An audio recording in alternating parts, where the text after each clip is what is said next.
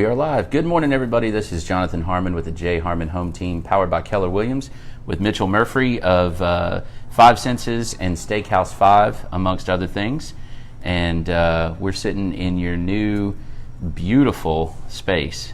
Yeah. Like, this is gorgeous, man. Well, thanks for coming out and having coffee with me this morning. I'm excited to. I haven't tasted it yet. But you said we need to see if Krista made a good pot, right? Well, she's my wife. She always makes a great pot of coffee, amongst other things that she does. That is delicious. Fantastic. That is delicious coffee.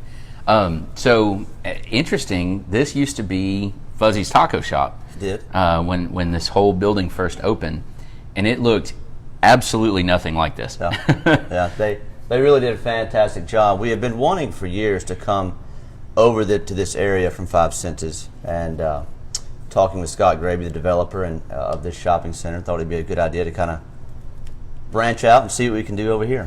Well, it's such an upscale little complex here.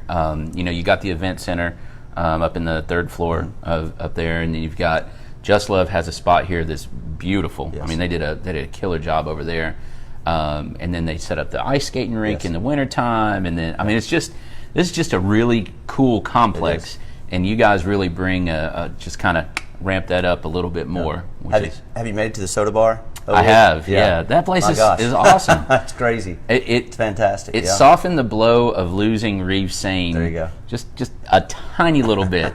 I am still hurting over Reeve Sane, but that at least, sort of helped. My son, every time we live out in the north side of town, every time we drive by Reeve Sane, my son always points out, man, they had some good milkshakes there. Yeah, they every did. time. They did. And it used to be kind of the joke that they can get you medicine to fix a lot of things, but what they can't fix with the medicine, the milkshakes definitely take will. Care of it. That's right. That's right. So, let's talk Five Senses for a minute, okay? It's always been, since you guys have been open. Has it been 11 years, 12 years? No, we're actually on our 15th year. We'll start our 16th year of business in November. That's crazy. It is crazy. It's fantastic. We've had such great support from the community. It's one of my all-time favorite restaurants. Well, seriously, and I'm not saying that because you're sitting here.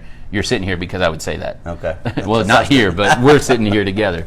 But no, seriously, it's a great restaurant. I can't believe it's been that long. Yeah, we opened November 18th of 2004, and so we'll start our 16th year in November. November 19th, we'll start our 16th year of business. That is wild. It's been great. My sister opened that with us, and she's now doing great stuff in Nashville, doing some consulting. She's actually the CEO now of a couple of restaurant groups, and she's very successful. And she got us off on the right path. That's why my wife is here, and then I've had some other great people that keep me organized through the years. Yeah. I'm more of the crazy chef. Let's do this, let's do that, and they keep me organized and on the straight path. So it's good to have good people, isn't it? It is. So that's the root of every successful business, in my opinion. No doubt about that. And it's funny. I was actually meeting with some of my team yesterday, and they were talking. They were like, you come up with crazy, wild ideas, and then you just need us to say, okay, here's how we're going to do it. Not we can't do that, right? But how are we going to do that? Absolutely. And that's good when you've got that around you. Yeah, we've been so blessed and fortunate. We have 4 people that have been with us for over 10 years. Really? And then we have another group of probably 6 to 7 to 8 staff members who've been with us over 6 years. And so as far as restaurants go, as far as any businesses go, that's a long amazing. time. But especially in restaurants, and that's why we've been able to grow and do the things we've been able to do. Yeah, absolutely. Oh man, that is great. It's such a high turnover industry usually. It is, yes. That's the one people always in restaurants. It's always the one thing that kind of gets under my skin. Somebody says, "Well, I need to get out of the restaurant and give myself a real job," and so. Hello. Check cash is the same way at another job. So that we've been so fortunate to have such good people, and again, it's the reason we're able to do what we've been able to do with this place and catering and everything. I'm gonna add to that. There's other things that have made you successful as well. You are a giver, and I went to Alumni Summer College one year, and you came and cooked and did a cooking demonstration for us. And I know that's just the tip of the iceberg. I know you guys do the help with the Celebrity Chopped, and just all kinds of stuff. Months. Yeah, sure is. Yeah. So Taylor Loyal and I are buddies in Rotary Club together, and good guy. And I've got to meet Jody Powers. She's actually been on this little show a couple times. Great. She's awesome. So what are some other things that you do within the community that maybe somebody doesn't know about? Brag on yourself a little, I guess. Oh, goodness. You know, my stance on community involvement has always just been yes. Whatever anybody needs, whether it's you need a gift card to give away at a silent auction to raise some money for 10 people to come in, or come to their house for a shrimp boil, we can do it, and we'll donate and be happy to do it. I've been actively involved in helping out some of the charity events with the Discovery Center and, United Way and Doors of Hope. You know, one of the big things now are these farm-to-table dinners. Yeah. 5-6 years ago, there were none in town. Now there's like 5. Yeah. And we're involved in every single one of those. I've not got to do one yet, but man, I want to. They're a lot of fun. You know, to get to also interact with some of the other chefs and restaurateurs around town. That's a great thing.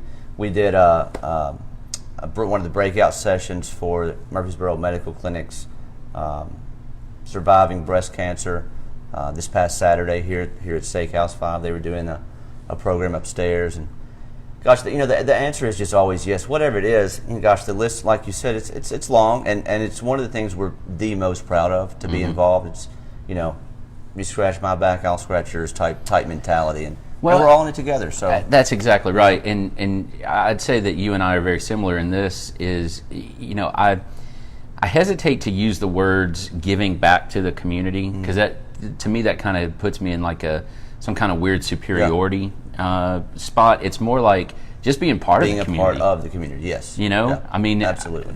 I have a business, you have a business. I like your business. You can like my business. You can not like my business. It really doesn't matter. I still like yours. And there's plenty to go around. And at the end of the day, you giving to the community makes the community a better place for everybody, including you. Yeah, sure. So is it altruistic? Yeah. But it's a little bit self-serving too, and that's okay. It is. But I think it's part of what we do. Being so fortunate to be in a business and be successful at it. It's just we're so fortunate to be able to give back or not give back. Be a part. Be a you part can of, say it. Be a part of. And that's one of the things also with our staff. It's not only myself who goes out and does stuff. They're going out and doing stuff too. Yeah. Whether it's the Taste of Rutherford a few weeks ago. Yeah. We'll send some of our staff members, our longtime staff members, out to be involved as well, and they get fulfillment out of that as well. Exactly, and that's part of your culture, right? And that's important. I mean, there's a small handful of companies, and I think more of the big companies are starting to realize this, that it is fulfilling to go and serve and help. Sure. So if I can, as a corporate culture, say, hey, I'm going to pay you to go and help. That way, you're not losing anything to go and give as well. Yeah. And I think that's great. So last year, Taste of Rutherford was actually at my house. So you guys were in my front yard. Okay. And it was awesome. What a great event, with the Main Street organization and everything that they do with the farmers market and it's fantastic. et cetera, right? The whole farmers market thing is amazing to me. I'm so happy and proud of it. We were buying vegetables when I moved to town December of 2002. I guess that following summer of 2003. We were down at Cannonsburg buying vegetables, and there was corn and there was tomatoes and squash, zucchini, all the staple stuff. And now you can go to any of the Murfreesboro farms. I'm a big supporter of the local agriculture movement. Now you can go to any of the farmers market. You can get anything you want to get, whether you go to Atlanta or New York or San Francisco. You can go to Murfreesboro and get not the same stuff, but the same ingredients, same supplies, same vegetables, same produce, same meats. It's amazing. It's great. I love walking up to some of them and seeing something, and I'm like, what is that? Yeah. And this is going to be a little weird maybe, but that's what I am. So walk up, and it's some weird word, and to hear someone with a really long Southern drawl pronounce some foreign word and be like, yeah, it tastes like whatever, and you're like, can you say that again? Because that was awesome. I just love it. It feels nice to like you said, to be able to do that and to try new things, And it's turned into the downtown is a big party every Saturday morning. It is. And the one out at the Ag Center, Lane Agri Park Center, it's packed crazy too every Tuesday and Friday. So that's a cool thing too. We're very excited that's the farmers markets are so great here in Murfreesboro. They are. So, all right, so we know Five Senses. Everybody knows and loves it. You guys have done some different things throughout the year, some lunch menus, some home cooking for lunch, and just some different stuff, trying it. I love that you're willing to try some things. Of course, Tuesday nights are a staple there, right? The half-price apps and the drink specials and everything. So that's always a good, easy way to go unwind a little bit. But let's talk Steakhouse 5. So we've already said how beautiful this place is, and I'm going to pan the camera around here in a minute and show it off for you. But let's talk about the menu, because you guys really, you guys took a little bit of a risk with this place, huh? Well, the thing that we have wanted to do, we tried. I'm an adventurous guy as far as business. People talk about risk, and I thought, shoot, pretty risky fellow myself, open up a restaurant. But the stats on that are terrible, by the way. They're not good. They're not good. But we opened up Five Senses, and then we had a few years after that, I thought we were doing good enough. We tried that tomato that was downtown, where the alley is now, doing great things over there. The alley on Main. By the way, that pizza place was awesome, and it was loved good. But it was different from Murfreesboro. It was not your normal. We had pepperoni and stuff, but moving on, we tried a meat and three down at the Cannon County Arts Center. I didn't know that. Didn't quite work out again, so I took a big hiatus. Really got our catering company going, and that's been fantastic. And then so I got the itch again. That's when I met Scott, and we kind of worked out. It wasn't necessarily I'm going to find a steakhouse in this and put it in. I'm going to build a steakhouse in this area. Everything just kind of came together organically, which I think a lot of Five Senses stuff has done as well. It just kind of happened, and we've said yes, and let's do it, and we do a good job. But I started asking around customers at Five Senses, where is it you're driving to Nashville? My family had a country ham business I grew up in forever. I was back there 13 years old rolling the country hams around. And then in college, I got a degree from UT in food science and technology, and I was part of, don't laugh here, now this is a real thing, I was a member of the University of Tennessee meat judging team. No way. And you go into these coolers, there was like 5 of us on the team, and you go into these coolers, and there's these carcasses of beef or pork or lamb hanging, and you have to judge how they look based on the content of their fat or the color. And essentially grade it, like USDA grades and that kind of thing. And the marbling of the meat, the color of the meat, the texture of the meat. And it's a big thing. It's not so big around here, but you go to the Midwest, Oklahoma State, Texas A&M, Iowa State, Nebraska, that's serious business. There was actually the cover story for, I don't know when my dad brought it to me, in Sports Illustrated. One of the recent issues was this growth of these college meat judging teams. In Sports Illustrated. In Sports Illustrated. And must have been a slow sports day. It must have been. But nobody got arrested or anything. No. So and I've worked around in different meat processing facilities too. So I feel like I know a fair amount about meat.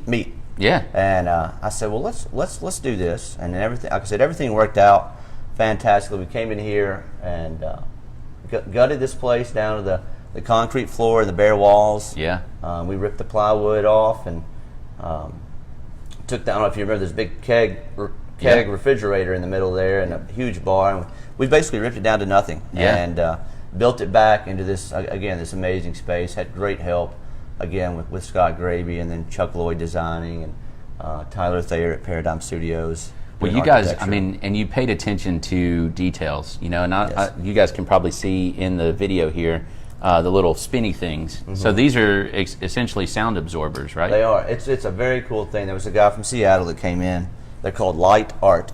Okay. Not only they provide art and sound absorption, they're also kind of artistic. Yeah. It wound up being, it wasn't necessarily a plan, but they're gray and blue like MTS shoes. Yeah. And, you can go ahead and say that was purposeful. And from what I understand, we're the only business in the state of Tennessee that has these, but they're melted down glass, and then this glass is formed back in these thin threads to form this acoustical webbing that absorbs sound. Because it's 2 stories plus, really, and it's essentially a concrete box. Yes. And so without that, it is, Fuzzy's was loud. Loud. Yeah. And you don't want that atmosphere. Not You want 50, 100 people in here talking like this, Right. not shouting at each Right. other. And that's that's one of the main issues of all the new restaurants. And Five Senses is almost 16 years old, and it was still an issue for us a long time ago. You try to build restaurants on a budget. The places you skimp on are the flooring and the sound treatments. You want the tables to look nice, and the silverware and the plates and the decor and all this stuff. You don't think about the sound, and then everybody gets in there and it's like, holy cow. Yeah, it's deafening. So we really took a lot of time with the upholstery on the benches, the carpet up here, all the drapery, the baffles above that wall. And then of course the lights, the light arts. We really tried to be cognizant of we need to be able to absorb sound and not have it some big echo hall in here. Well, and I think that's important. So, restaurants in Murfreesboro, good gracious, there's so many of them. And it seems like there's always a couple of new ones opening and a couple of ones going out of business. Yeah. And it's extremely competitive market. Yeah. And I think that's what's going to set you guys apart is very purposeful about the details. Yeah. And they always say the devil's in the details. It's cliche, but it's so true. Very true. Very true. And I'd say you guys definitely nailed the details. So menu wise, yes. Let's talk meat for a second. Okay, let's do it. So obviously it's a steakhouse, right? Steakhouse 5. It's in the name. And by the way, I want to ask about the 5 thing because I know there's got to be a story there since we got 2 restaurants with 5s. But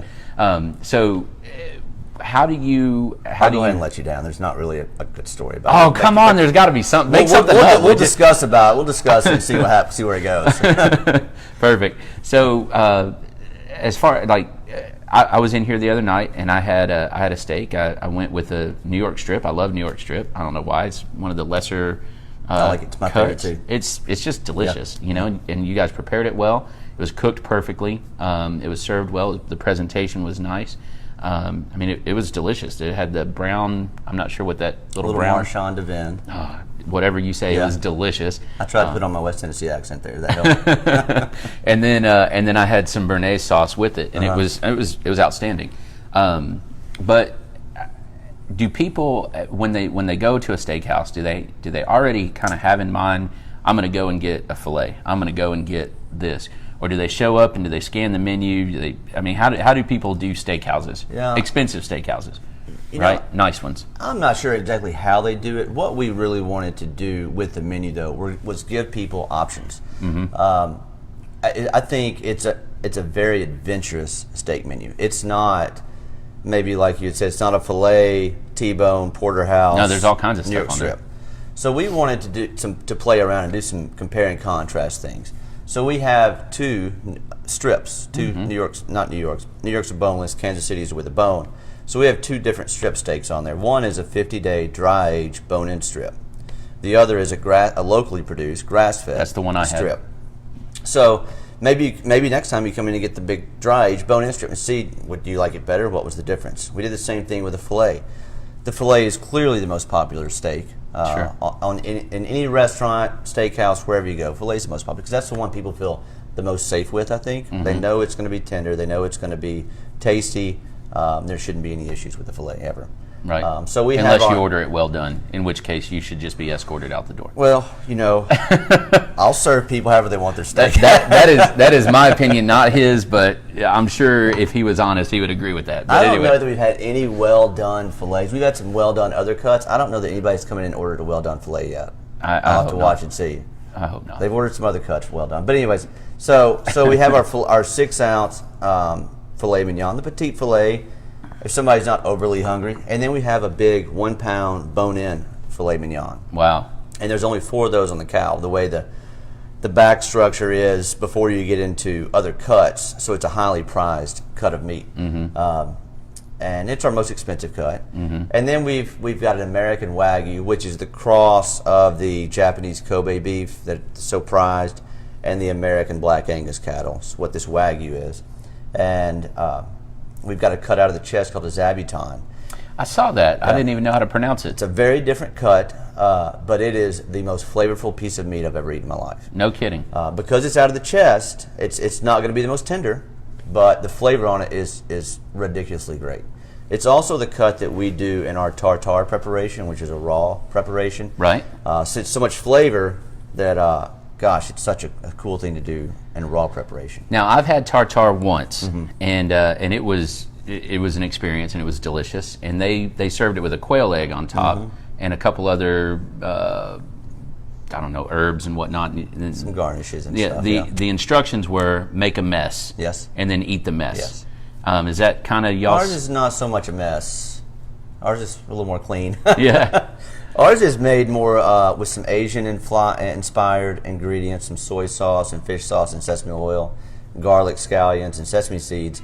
And we just want you to scoop that up and put it on our little fried wonton chips and eat it like that. Okay. It's a very simple preparation, but the flavor on it's unbelievably great. And that's the how do you say it? Zabuton. Zabuton. Zabuton, yeah. Okay. Yeah. That sounds like something out of a sci-fi movie. It may be. And we also have this thing. Again, with the compare and contrast, we have a lower aged or less aged steak. It's called a ranch steak. It's out of the shoulder. And it's a 30-day dry age. So maybe you want to come in and you've never tried dry age, but you don't want to get maybe the expensive Kansas City strip that's 50-day. You want to get something more of a price point that you're looking at, but still want to try dry age. So it's kind of introductory to dry aging, the flavor of that. Well, and it just something that just hit me. A restaurant like this, and you were talking about lesser expensive, that kind of thing. This is not a restaurant you go, hey, I'm hungry, let's just go over to whatever, right? I mean, it might be, right? But for the most part, when you come into a place like this, and this is why I think, kind of reiterating, it's important that you did think about soundproofing and all the way down to the fabric on the benches and stuff. This is an experience restaurant, right? You get to try something that you're not going to prepare at home. You know, I mean, I can cook a steak at home. I can throw a steak on the grill, but I still don't know how to pronounce zabuton. So I'm not going to prepare a zabuton at my house. So it's an experience, right? I'm not going to prepare tartare at my house, most likely. I think that's the one thing that people, when they talk about restaurants, and it's a really expensive restaurant. You're going to pay for the food wherever you go, no matter if you're going to O'Charlie's or McDonald's or Steakhouse 5 or Five Senses or wherever. The other things that are involved in that is I think a lot of times where the price comes from. In what people will call expensive restaurants or higher-end restaurants. But that's what you talked about, the details earlier. That's what, again, if you're coming to this place, you expect everything to be really nice and taken care of. So. Yeah, exactly. So, and I'd say you guys did a great job. Well, so, and now, how long have y'all been open here? About a month. What is today? The 16th? Yes. 15th, 16th? No, it's the 13th. 13th. Gosh, I got way ahead. I was ready for the weekend. Slow down, buddy. I'm ready for the weekend. We opened on the 18th of July, so almost a month. And I'll tell you, we were in here last Tuesday, and it did not feel like a restaurant that's been open less than a month. Yeah. That's, again, going back to our staffing. I would not have done this if we didn't have the staff that I could depend on to get us through this transition. Sure. I haven't been at Five Senses much in the past month. I've got a great team over there that's taking care of business. I was able to bring over, again, our bar curator and our pastry chef, the lady that found this great coffee. She's been with me for 6 years. And then our general manager has been with me for about a year and a half. Our kitchen manager has been with us for over 2 years. So we were able to, you talk about training. Gosh, if you have one person who has to train the servers and the bar and the kitchen and everything else, check the orders in and make sure everything's right, it's impossible. It's going to be a disaster. So I've got people, we have people here that are doing such a great job of, okay, I'll train these people in the kitchen, I'll train the servers, I'll take care of the bar situation, and I can do some of the other stuff that like you talked about, come up with the ideas and let's find a way to implement it. You keep the 30,000-foot view over the whole process. One of my food reps a long time ago, and gosh, I still say this to myself all the time, is you can, as the owner, and it happens so much in restaurants, and gosh, it's still me. I still work. I'm still here all the time. But he said you can either work in the business or you can work on the business. And I still think about that, and that may be a very common saying. I don't know, but I just know he said it to me, and man, I took it to heart so much, and it took me a long time to get the point where I was working on it and not in it. Yeah. And but any entrepreneur, and this has to do that. Absolutely, and this is something I used to teach business management classes at Blackman High School, right? And this is any entrepreneur. The secret is in being able to let go of some stuff, delegate it out, trust the people that you've hired, right? Trust in your decision making to hire the right people, and let them, like, say, here's the picture, right? Now go do it, right? And find a way to keep them. Exactly. So, that's really working on the business. Yes. And it's hard, man. Yeah. It is hard. My aunt, she's a caterer in Smyrna. You may know her, Joe West. Yeah. That's my aunt. Okay. And she's still, she's been doing it for forever. And it's, getting She the does right a lot of people. stuff with Soldier's Child. She does. Yeah. Mm-hmm. Yep. And Daryl Mackin, from Soldier's Child, sure. he and I taught at Blackman together. Yeah. I think we're doing a camp for kids in late August, and I'm sure she'll be a part of that.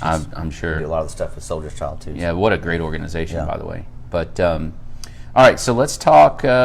What's coming next here and at Five Senses? I know you're not going to be complacent. So, well, I think I am for a little. For a minute, right? I think I am for a little bit. We, the goal here is to get this. Again, we've been so excited about the response for the last 3.5, 4 weeks. Hopefully it will continue. And, we're going to gear up for the holidays. That's what we're doing. People are already starting to call about, office parties or corporate Christmas parties, whether it's going to their site or coming here or to Five Senses. Having, one of the things that, one of the things in culinary school that I try to remember these things that really smart people tell me every once in a while. Yeah. And there's a chef that was sitting around eating lunch, and he just kind of dropped his fork and said, these chefs that open up these independent restaurants, they just don't get it. I said, it's hard. It's so hard to open up an independent, locally owned restaurant. I said, you have to not only do that, but you have to cater too, and you have to have private rooms, and you have to do everything under the sun to think that there's going to be enough people to come in every day without the big marketing budget or whatever you want to call it. You have to do so many different things to make it work under one roof.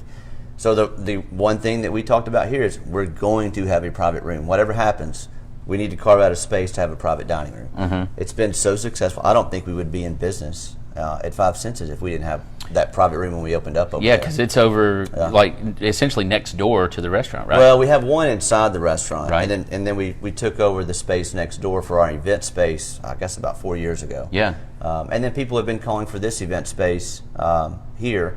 This private dining room seats 28 here at Steakhouse 5, and people are already calling for Christmas parties, pharmaceutical dinners, eat and learn type dinner, dinner things. So let's talk about it's been fortunate. Let's talk about where we're sitting right now. Yeah. So we're up in kind of the loft area here at Steakhouse 5. A really cool hip area. Oh my gosh, this place is great. So we sat down in the bar area at one of the booths there, and it was great. And the bar, I love sitting at the bar. It seems like you always get the best service at the bar, by the way. People like sitting at the bar. That's one thing that I've found. I guess when we went out, as I was a kid, we never really ate in the bar. I guess my parents didn't want to sit with their kids in the bar. Sure. It makes sense now, but it is amazing how people want to sit in the bar area. Not even necessarily drinking, just that's where the action happens, kind of, So I get it. Well, and you have somebody dedicated right there that if there is a lull, you get to have a conversation with someone. I mean, I don't know. I've always enjoyed sitting in that area. Yeah. But this space up here, so I remember it with Fuzzy's, and it was kind of a dingy little... It was a storage facility area up here. It was terrible. Yeah. And you guys have really transformed this into like a little loft lounge kind of thing. You do have a couple of tables, but what's the story on the couch area here where we're sitting? Just, again, to do something different. That's what we've done with Five Senses, with Steakhouse, with our catering company as well, with our event spaces. We try to do things that aren't available. And it goes back to, why we did a steakhouse is because people were driving to Nashville to eat something they didn't have here, so let's put it here. Yeah. So we said along with that, well, let's do a cool little area. People can just hang out. They don't have to eat. Maybe they just want to come and have a cocktail or a cup of coffee and hang out. There's room for, there's probably room for 6 people here. Cool coffee table. There's a little spot over there so people can hang out. So can I just walk in the door and be like, hey, I just want to go sit up on the couch? Yep, sure can. That's awesome. You sure can. There won't be any chips and salsa, but you could do that. no free chips and salsa. Ah, dang it. But we also thought about going back to the private areas again. Is you say you have a group of 8 or 10 people that come in, maybe 4 or 5 couples that want to come in, or a business dinner.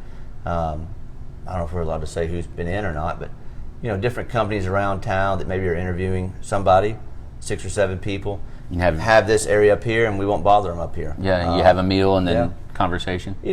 Sometimes you're sitting downstairs and gosh, you see a friend, and then it ends up being a big social dinner. Up here they could be out of the way if they want to conduct some business or just be by themselves. But the thought is, you get a group of friends that come in, maybe have some cocktails and drinks, a few appetizers, and then you can go over. We'll push the tables together, and you have dinner together, and then maybe you get back up and come back over here. But we've had people who have had dinner come up here for some after dinner drinks. We've had different groups of people who come in right at 4:30 or 5 o'clock when the bar opens up at 4:30. Dinner's at 5:30, but come in here, have a few glasses of wine, just talk about a few things, and then leave. Before we even really get going. So it serves a lot of different purposes, but again, most importantly, it's just something a little different. For Murfreesboro. It's very relaxing up here, and again with the sound deadening and that kind of thing, it's not echoey, and I can only imagine that even when that down there is full, it's still pretty calm and peaceful up here, huh? Yeah, it is. It's really secluded up here and nice. As long as somebody doesn't put their drink up here. I saw your little sign here. Don't set anything on the rail. Yeah. When we campaigned, it was done. We looking around. It's like we all looked at each other and was like, "Oh man, somebody's gonna set a drink there." Something's gonna get dumped. So we had to figure that out. We're doing a sign now. Nobody's made any issues of it yet. So hopefully that'll stay that way. I hope so. So that could make you need to have a camera over here just to video that, because you might win $10,000 on the funniest home videos. Maybe. So all right. So what is next? We're almost done here, and I always like to give an opportunity for you to pitch whatever you want. I don't know that there's anything next on the horizon. The main thing is we just want to continue to be a big part of the community. Mm-hmm. Keep doing what has made us successful for 15 years, whether it's at 5 Senses or here. Be really involved in the community. Keep a great staff, and then keep growing.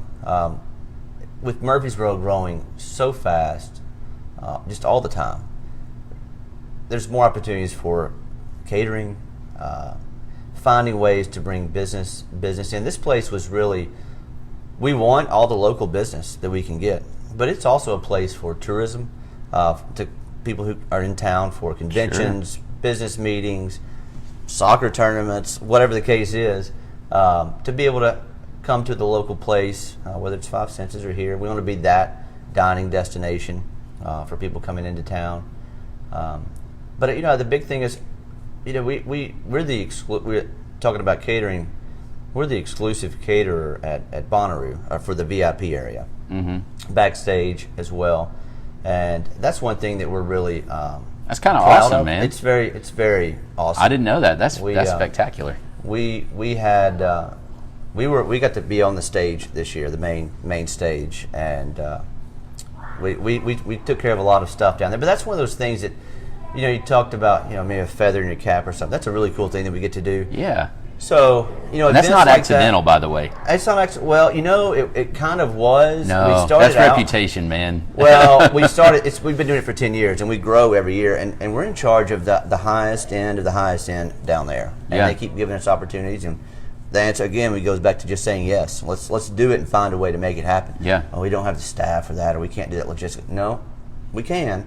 Let's say yes, and we'll figure it out. Yeah. And that's kind of the way we're going to move ahead. Is the answer is going to be yes, and we're going to find a way to do it, whatever it's going to take. And I think that's part of a responsibility of an owner as well of a business. One of the things that I think about a lot of times as the owner, I say, my one job, really, my main job is every 2 weeks to make sure that everybody's paycheck is good. That's my job. And everything else we got to work on, but my job is that. And so all my decisions have to be based on that happening. That's beautiful. So whether it's a catering that we really don't want to do that on a Sunday, well, we have people who need to work on Sunday.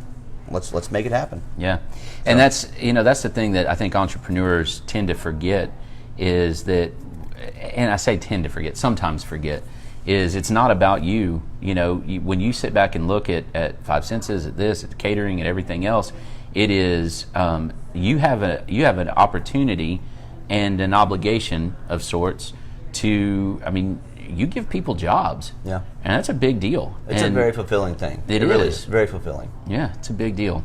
All right, I got 2 last questions, but they're sort of the same question. Okay. I had to promise that I was going to ask you this. Okay, so here you go. All right. What is your favorite dish to cook and to eat? To cook and to eat. Yep, and you got to pick one for each of those questions, okay? Yeah. This is not going to be an it depends answer. Got it? Okay. My favorite dish to cook, I don't do it that much. I've probably made it 3, 4, 5 times, I guess, is bouillabaisse. Okay. The French kind of, it's a French seafood soup. With saffron, the little, really expensive little. That's the little red shards of stuff, right? Threads. It's actually a little.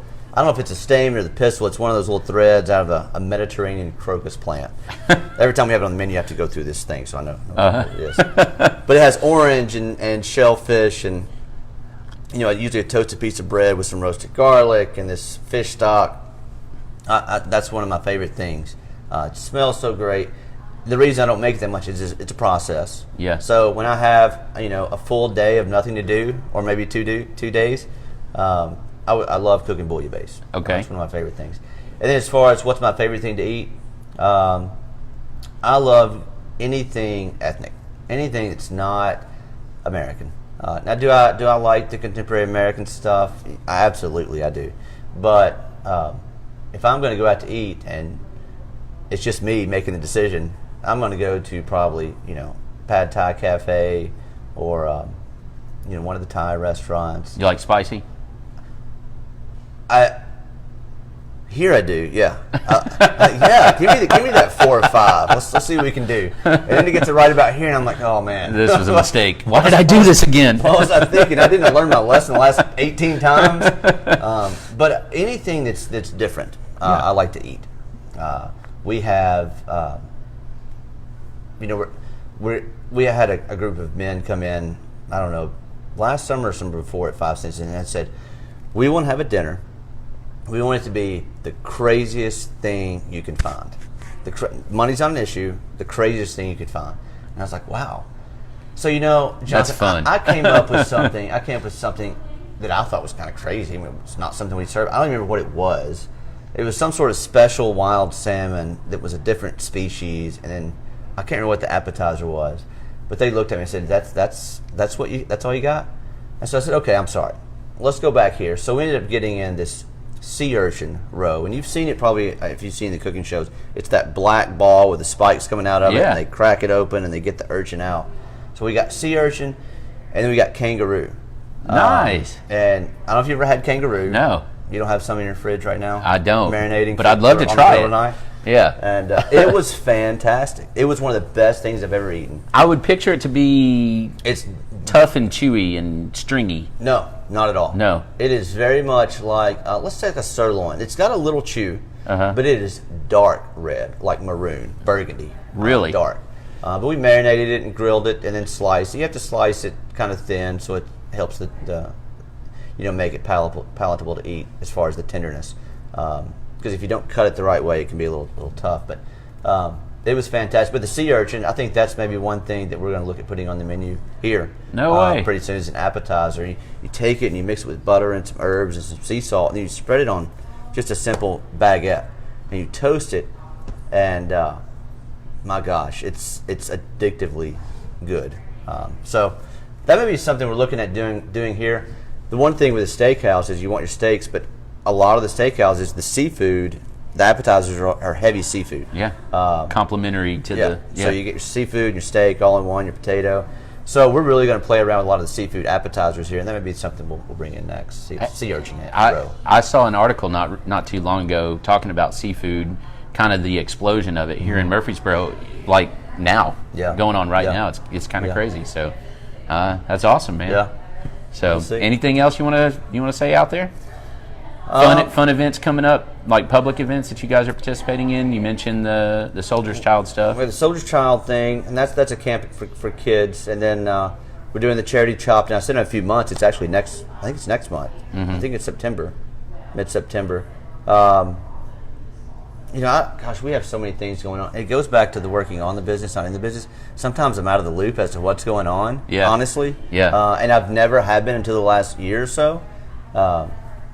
I know we're busy. I know we're busy. There we go. Okay. We are going down, again, at the end of September, down to, we have a Doors of Hope farm-to-table dinner coming up in October. We're also going down to do a similar Doors of Hope thing called Blue Monarch in Tullahoma for 300-something people, a plated dinner. It's a fundraiser for them. And then we have the downtown on the farm-to-table dinner in, that may be end of September as well. It's going to be, it's at Cannonsburg this year. They had it on the Court Square last year. They're going to have it at Cannonsburg this year. So there's a lot of, the fall gets going with a lot of events. Because the weather cools off. The weather cools off, so we'll be busy this fall and hopefully into the winter. And of course we have New Year's Eve.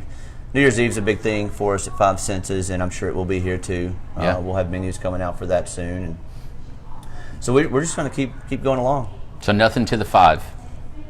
Nothing to the 5. Not really. So my sister said we were trying to throw around, well, what are we going to name the restaurant?